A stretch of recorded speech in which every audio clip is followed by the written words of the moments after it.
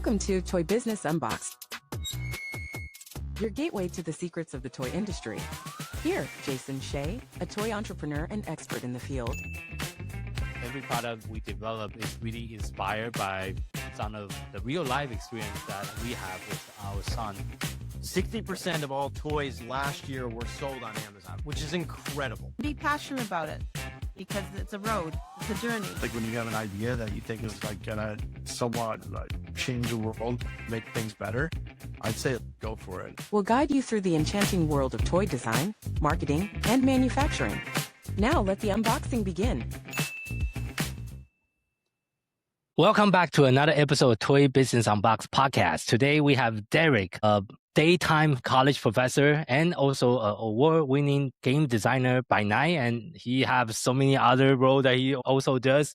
I'm going to let him explain himself. But as a founder of Nomnivore Games, Derek has dedicated his work to create tabletop experiences that are both accessible, inclusive, and also filled with heart. And his very unique background in mental health and storytelling really shaped a lot of the things he does with his company and all the wonderful games that he's bringing into the tabletop community. So thank you so much for joining us on the podcast today, Derek. Well, thank you so much for having me, Jason. So first of all, before the interview, we're talking about wearing so many different hats. So can we kind of just go through all the different hats you're currently wearing? You're a college professor, obviously running this game design company. What else are you currently doing that I haven't listed yet? Yeah, I also travel around kind of talking academically about like the purpose of gaming in like therapeutic as well as educational environments. I will sometimes peer review research papers. I do some grant underwriting. I secure and help with like the construction of like nursing homes and low-income housing and so forth. Yeah, basically anything like tied to any sort of like goodwill related stuff is stuff that I've done. In fact, prior to becoming a college professor, I used to even be a psychotherapist, but then I realized that like my head wasn't big enough to wear that many hats, where I'd like specifically like travel the world providing mental health work and support to people free of charge. I see. So how do you journey from like being a psychotherapist before into tabletop gaming designs? I guess, can you walk us through your journey? What was the story behind all that when you first started? Sure, yeah. I guess the best place to start is just by explaining, like probably everyone listening in on this right now, that I am a massive nerd and I really like games, which helps. But, you know, joking aside, I've always been somebody who's been interested in the power of positive change for people, right? Like I come from a very specific modality in psychotherapy called, and it's a mouthful, existential phenomenological psychotherapy.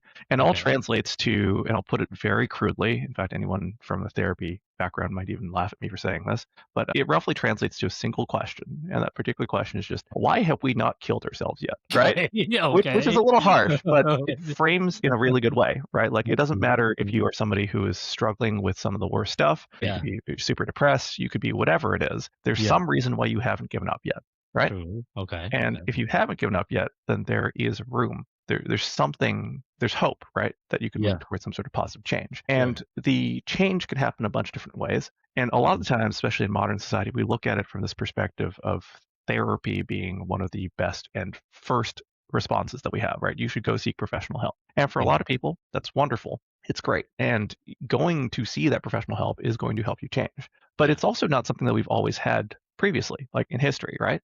And there's also something that I would think is arguably much more important than therapy, which is simply therapeutic experiences, right? Therapy and therapeutic is not the same thing. And you can even see that with how professional therapy ends. Like ultimately, as like a therapist, you don't want to see your client forever and ever and ever. You want them to never need you again, right?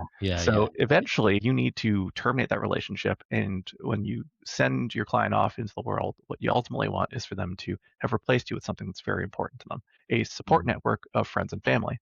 Right? Something that can be therapeutic, that can listen to you kind of go through whatever you're discussing and talking about, whatever you're feeling in that particular moment, the goods and the bads, right?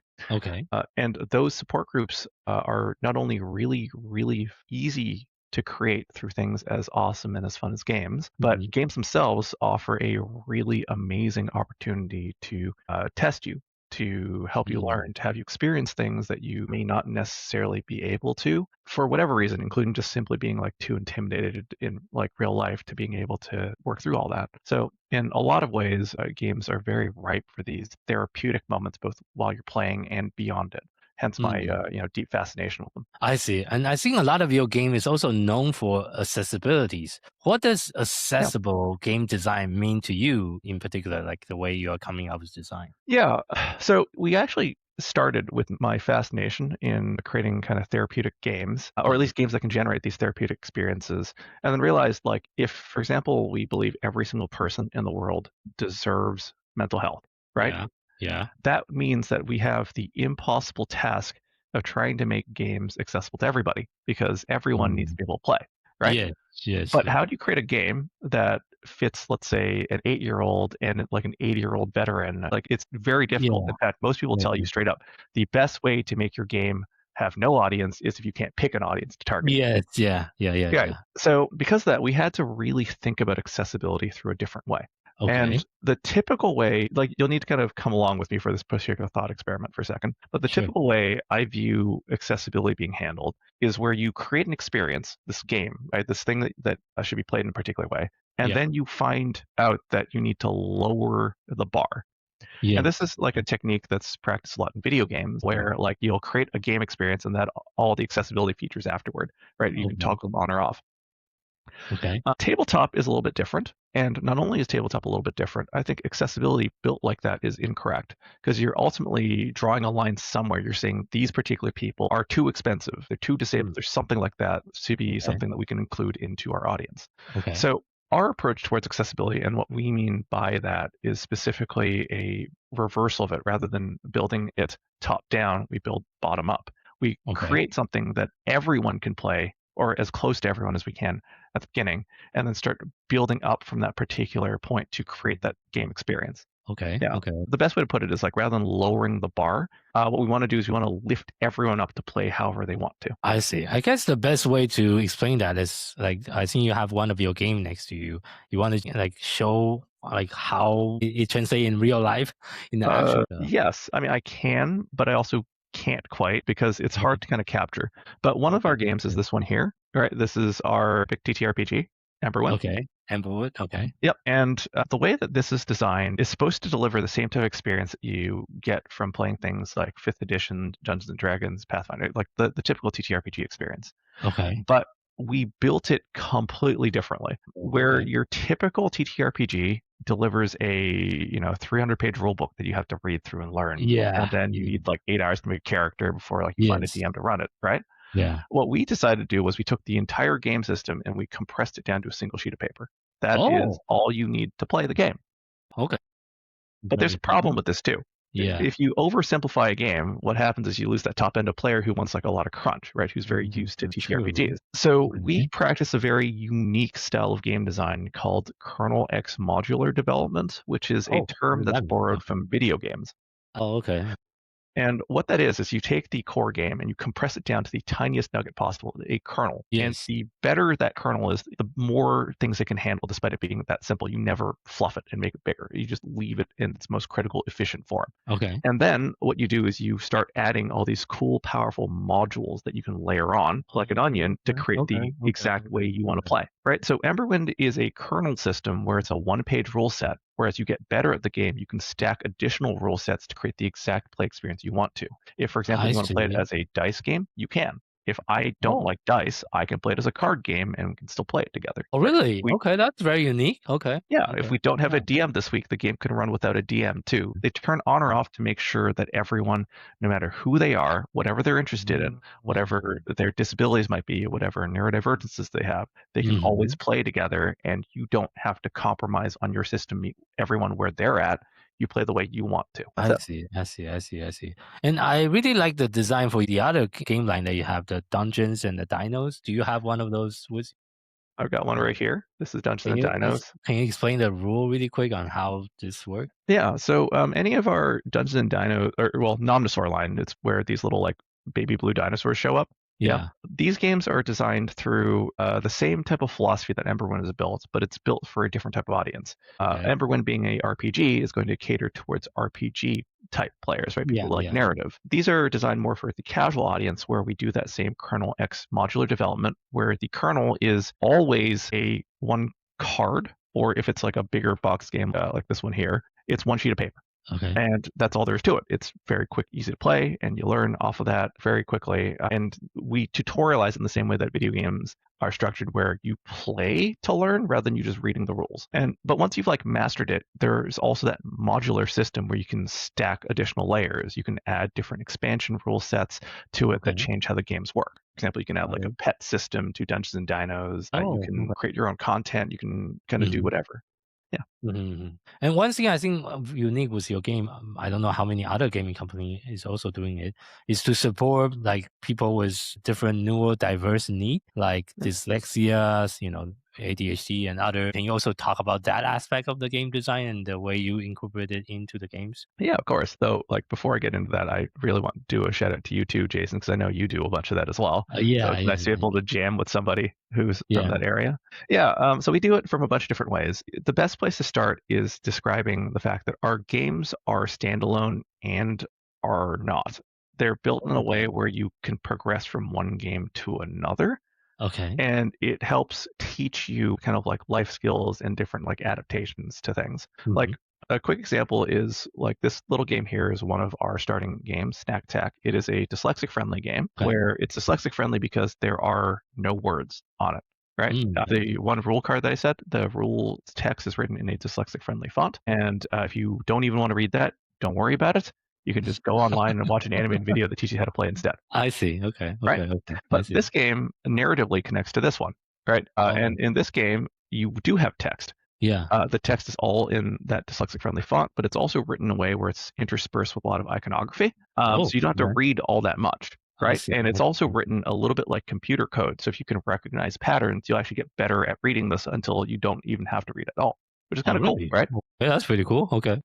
Now you take this and then you level up to something like this, Emberwind, Yeah. and you have the same type of structure for writing. It's Yeah. written the same way. It features a lot of additional tricks to make it easier for people with dyslexia to read.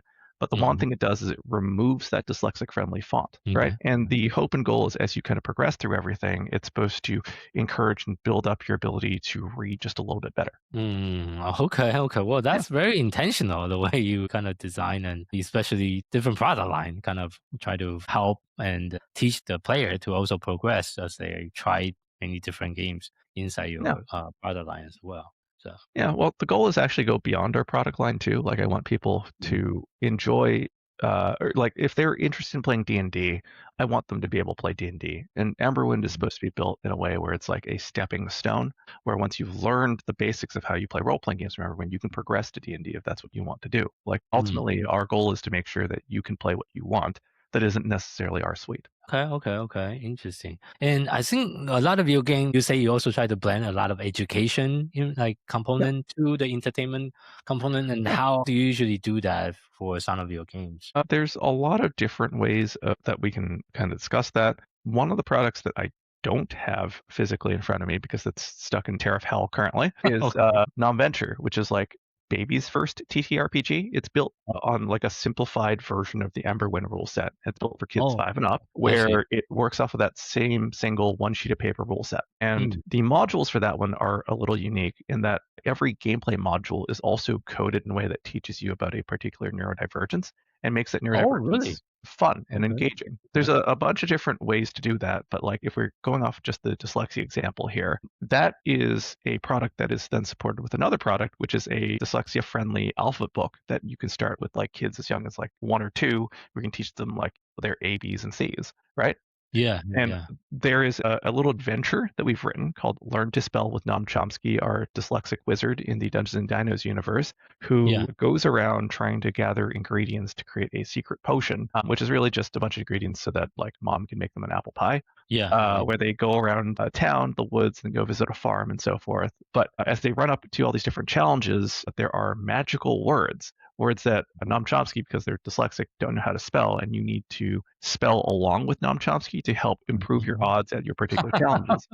I see, that's interesting. Okay. All of those magic words are written in a different color: blue for consonants, red for vowels, and Y is like split in half. Where they'll come up in the story, and you'll have a chance to like use that little alphabet book, right? Your spell book, where you're literally spelling the letters so that you can figure out kind of what's going on and learn how to read along with Noam Chomsky, even if you're dyslexic. And all this stuff Okay, is cool. written Okay. like not only along with myself, but like we reach out to different professionals. We had a full SLP from SLP Literacy Corner, Brianna, come and write Oh, the specific okay. alphabet book. I see. Well, you Yeah. definitely spend a lot of time on the education component of it as well. And since you also have, the therapist background, like how do you see the crossover between, like you mentioned, using the tabletop game experience as a therapeutic experience? Like how do you incorporate that in some of your game design? Yeah. So a large part of what makes games therapeutic is in believing in the group around the table itself, right? Like Okay. ultimately, the fun isn't necessarily the game you're playing so much as the fun that you're finding in the people that you're playing with, those organic moments that I see. emerge. Okay. So Okay. we create a lot of those moments both implicitly and explicitly in our games. Okay. Right, like an implicit way that we do that is in, for example, the rule sets in Emberwind, where because Okay. you don't have to play a particular way and your rules don't have to match with anyone else, you can actually sit Yeah. there and watch somebody else try something. Like, let's say you've never role played before, and the idea of role Yeah. playing is super scary to you. Well, Yeah. having a chance to see somebody else role play using a different system makes you go, oh, well, that looks kind of interesting and fun. It's different than what I'm doing. Maybe I'll give that a try, right? Mhm. And if you try it and go, oh, this is too intimidating, this is too much for me, like I don't want this right now, there's no requirement to play that way. You can stop, you can switch back to your own system, and you can try it again later if you want to, right? And if that doesn't work, there are alternative systems, including tutorial systems that are built for people who've never role played before but want to learn that we've Yeah. structured. The whole point is rather than holding you hostage to playing a particular way, you're invited to not only consider the like reference book, right? The Yeah. place where you learn things from, but Yeah. you look at everyone else around you at the table as a font of knowledge, something that you've never had a chance to interact with before. You become curious, hopefully, about that particular individual, not just about kind of what they're doing in the game as well, Yeah. through kind of all these organic means. And it's built off of an educational psychology principle from John Dewey called educational scaffolding, where the entire concept is that it's not so much an instructor disseminating knowledge to an entire class of students, that rigidity is lost, where it's about everyone having something really beneficial to teach each other if you're willing to listen. Okay. Because you're trying to include a lot of different elements, a lot of different educational concept, and also accessibility into your game design. Like based on your experience, does it take usually longer for you to build and develop a game compared to other traditional publishers? No, making the games is incredibly quick and easy for me, at least. And I don't know if that's just because of how I design stuff. I don't know, really. But the hard part isn't the making of the game, it's the refining of it. Defining, yeah. And I use the term refining very specifically because it's not quite the same thing as like quality assurance and so forth, where you're constantly play testing. Earlier, I was talking about how there's a difference between video games and tabletop games when it comes to accessibility. Yes. And one of the major challenges with tabletop games is it's not just simply a toggle on or off, right? Yeah. And because it isn't just a simple toggle on or off, it's about constantly revisiting and working on things in ways where you might not have known about something before. It's about understanding that even if one person has, let's say, an autism diagnosis and someone else has an autism diagnosis, that they're not the same thing. Yeah, not the same. Right? No. It's a spectrum. And the important part is respecting people's lived experiences, which is why it takes a incredibly long time to come up with the, in quotes, right design, because it's an endless chase. You're always improving towards it. Like a good example of this is a friend of mine has worked on for years the development of Braille dice. And if you think about that, anyone can easily design Braille dice by just going, well, let's just add Braille nubs to like a die. Yeah. The hard part is making sure that people actually understand that. So like, do you know Braille has to be in a specific font size, right? Yeah, Probably nobody does. Right, exactly. So that takes QC. Now, here's the thing. When you roll the die and pick it up, how do you know which side is facing up? So you know which way the font is being read. It's true. Right? Yeah, that's tricky. Yeah. And then how do you design it in a way that makes sure that the die is still balanced and leveled? If the die is like the little nubs are sticking out, right? What about weight and balance? So like you can see how there's a lot of QC that you have to do after you do something. And that's one of the reasons why like our company philosophy is straight up, hey, like if you like our stuff, great. But what's more important is telling us how much our stuff sucks constantly, because I can't make it better otherwise. And like, don't think of any of our releases as a final product. These are all things that are iterative. We're always going to be improving it. And for anything that is in like a RPG or like a book format, we will always provide people with digitals that update for life, because we want to make sure that you have the best version that we can provide you. I see. Yeah, that definitely takes a lot of energy to maintain all that as well. Yep. which is why I'm often very tired when you see me at like a convention or something.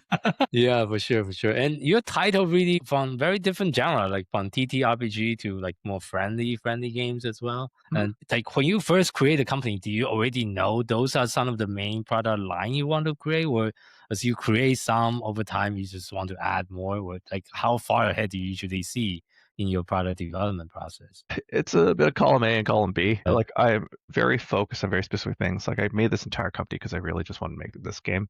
Right? Okay. Okay. But like Yeah. all the other stuff is stuff that was really important to me too. And like, did I necessarily think I was going to start making a ton of different card games? Not necessarily, right? Okay. From the get-go. Yeah. But it was always something that existed as a option, right? Mm. And like what I had was a vague idea going, well, if I want to make games that were accessible, therapeutic, and also most importantly, because we haven't talked about this at all, fun, right? We need to make sure that people are able to have fun however they want to. So like it was Yeah. kind of like a matter of time before I branched out to do other things that weren't TTRPG related.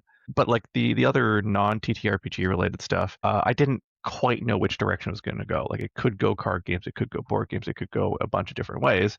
Yeah, it was just a matter of time, but I didn't know if it was going to go like toward the card game route, a board game route, if it was going to go towards like design-based, like more nuanced TTRPG. Like there was a bunch of different ways that we could have gone. Sure. We ultimately ended up going the card game route because, and I should have realized this right from the get-go, they are much cheaper to make, right? And True. price is an incredibly important part of Yeah. accessibility as well. True. So we wanted to make sure that we could produce things as cheaply as possible for people who couldn't afford the more like premium price point that Emberwind required. And Yeah. also the other really nice advantages that these are pocket size. So they're like in your pocket, small. making it a lot easier for, well, specifically, we actually got a lot of requests when we first launched Emberwind from US veterans and soldiers saying, hey, we have to go on deployment. I'd love to have a game that fits in our pocket. Right. And I'm like, oh, well, cool. You can do that too. Or like from schools going, hey, we'd love like if there were things that would fit into like the students' like backpacks or cargo pants or something. I see. Got it. So, but looking ahead, what excites you the most about the future of both accessibilities and also just industry in general? And what are some of the games you are planning to design in the next few years? So many things. I'm excited for, like, from the perspective of accessibility, I'm really excited for the fact that people seem to care about that now. Like when I first started on this kind of like warpath to try and make gaming for everybody, right? Because fun should be something everyone has. I feel like I was like one of the only people doing it. Like I was very much the only person on like the convention show floors being like, hello, this is important, guys. Right. In fact, like I spent so much time trying to think about whether or not I even wanted to advertise that in the first place. Right. Like I want to make sure games were enjoyable by everybody and you didn't need to know, or they didn't need to be specially marketed towards people who, let's say, were neurodivergent.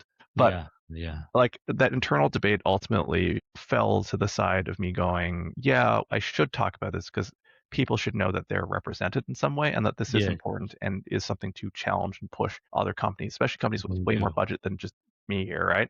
And there has been a lot more of that dialogue. For example, like the PAX shows now have accessibility spaces like the Access Forward Lounge. They have a quieter gaming lounge and so forth for people that need a specific type of sensory input. It's all really good stuff in the direction of trying to truly make gaming for everybody. That's definitely very important work you are doing, not just for your own company, but for the industry as a whole as well. So. Well, I mean, I don't necessarily think it's just me, right? Like I was saying earlier, Jason, like you also care about this and do a lot of neurodivergent friendly stuff too. So like, I'm just glad that there's enough of it happening that's coalescing into something where there is hopefully potentially like an industry standard. That's actually probably the most exciting project that I'm working on for next year. There's a lot of them, some that I can't even talk about because of NDAs and everything. But one thing that we're looking at doing is in video games, there is a standard of accessibility that you should follow to make your game accessible. No such standard exists in tabletop yet. And I've been invited to help work on that particular guideline, which will be a lot of fun, right? But the problem with that, though, is that uniquely tabletop games have a specific accessibility challenge that video games don't. So how do you write a one-size-fits-all guidebook? Does it even exist, right? So there's going to be a lot of exploring that specifically that's coming next year, which, I'm thrilled to be a part of. I see. Okay, thank you for sharing that project. And as well, kind of winding down in today's interview here, if you had to share just one piece of advice with someone that's just getting started in the toys and game industry, what would that be? Don't. That's probably what I'd say. Don't? Okay. Well, I'll phrase it differently. Yeah, This okay. is an industry, for better or worse, that is fueled by passion, right? There's tons Yeah. of people who, like all of us here, love fun. They love Yeah. games, and they fell in love with that from probably a very early age. And unfortunately, because of that, it ends up making this into an industry where there isn't a whole lot of like financial gain from this. Like there's a lot of people, and I say this specifically to all my students too in the game design programs that I teach. Like the best thing you can do is potentially just drop out of this program because you're going to get further, not from what's being taught in these classes, but from the money that you're saving on tuition. So you can use that as like an initial investment. And really, you should be hedging your bets by doing what everyone else is doing, which is having like a proper full-time job elsewhere, and then putting kind of your spare time into creating games if that's what your passion is. Yeah. Right.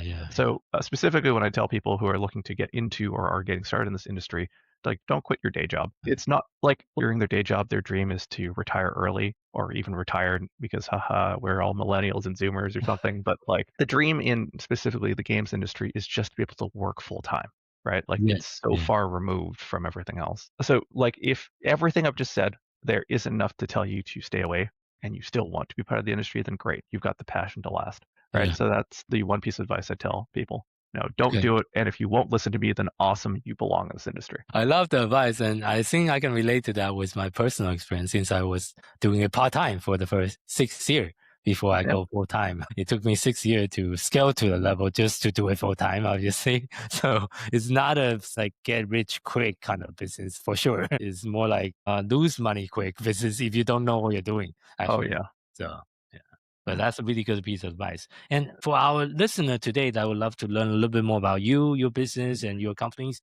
where is the best place for people to find you online? Yeah, so the best place to find my company online would be at nomnivoregames.com, which I'm certain people are going to struggle trying to spell. So it's the word omnivore with an N in front of it. Whereas for me personally, I don't have very much in the way of personal social media just for my own mental health. So the best way to find me is just literally at my company. Every message, every email, everything comes directly to me. I read everything and I do my best to try to respond to everything too. So yeah, if you're looking for me that way, please feel free to hit me up at any point about whatever. Got it. We'll make sure we put that in the show note. And thank you so much for your time today, sharing your knowledge, your experience, your journey within the toys and game industry. Yeah, no, thank you for having me here. Yeah, you're welcome. And thank you for our listener for tuning in to this episode of Toy Business Unboxed podcast. I hope today's conversation gave you some practical insight and fresh inspiration for growing your own toys and game brands. This podcast is proudly brought to you by Toy Launch, a leading marketing and growth partner for toys and game companies. At Toy Launch, we help brands scale on Amazon and beyond through full service account management, PPC, SEO, creative, catalog optimizations, influencer marketing, and consulting. If you are looking for a proven team that understands both the toy industry and digital marketing, we are really here to help. If you'd like a personal breakdown of your brand, your opportunity, and your best next step, you can schedule a free consultation with us. Just visit toy-launch.com/schedule. And if you want to connect with other toys and game founders, join our free community, Toys and Game Launchpad, at toy-launch.com/group. For more resource update and industry insight, visit us anytime at our homepage. Until next time, keep innovating, keep creating, keep bringing joy to toys. This is Jason Hsieh signing off on the Toy Business Unboxed podcast. We'll see you in the next episode. Thank you so much, everyone.